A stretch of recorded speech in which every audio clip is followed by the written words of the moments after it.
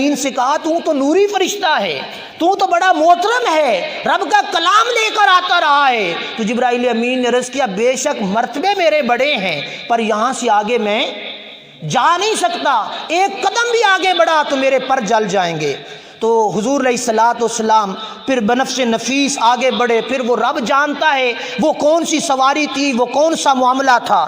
تو جب حضرت خلیل اللہ علیہ نبینا علیہ الصلوۃ والسلام نے حضور کو مرحبا کہا، استقبال کیا، اور بیت المعمور پر حضرت ابراہیم علیہ السلام ٹیک لگا کے بیٹھے تھے، تو حضور علیہ الصلوۃ والسلام آگے بڑھ گئے اور سدرۃ المنتہا تک پہنچے، جو انوار ربانی کی تجلی گاہ تھی، جہاں اللہ کے نور کا بصیرہ ہوا کرتا۔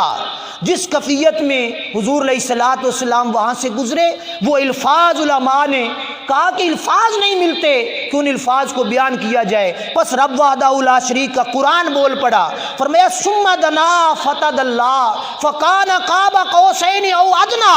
حضور علیہ الصلوۃ والسلام اللہ کے قریب ہوئے، رب وحدہ لا شریک نے فرمایا محبوب قریب ہو جا اور قریب ہو جا۔ کتنے قریب ہوئے؟ یہاں تک کہ 2 کمانوں کا فاصلہ رہ گیا، پھر اس سے بھی زیادہ قریب ہو گئے، پھر کتنے قریب ہوئے؟ مثل معانقہ ہو گیا، یار نے یار کو دیکھا۔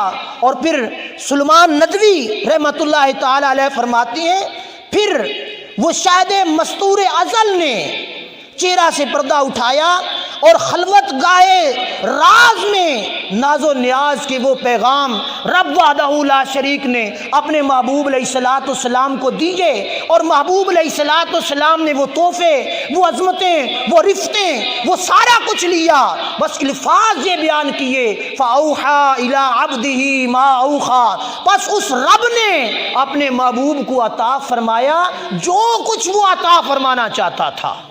اب اس میں علماء نے یہ چیز لکھی ہے، فرمایا کہ یہ راز کی باتیں تھی، دنیا میں کسی انسان کو ان چیزوں کا پتہ نہیں ہے۔ قرآن تو وحی کے ذریعے نازل ہوتا رہا، جو رب نے حضور علیہ الصلوۃ والسلام کو عطا فرمایا اس رات، اس نور کی رات، اس معراج کی رات، جب قرب اتنا قرب ہو گیا کہ اس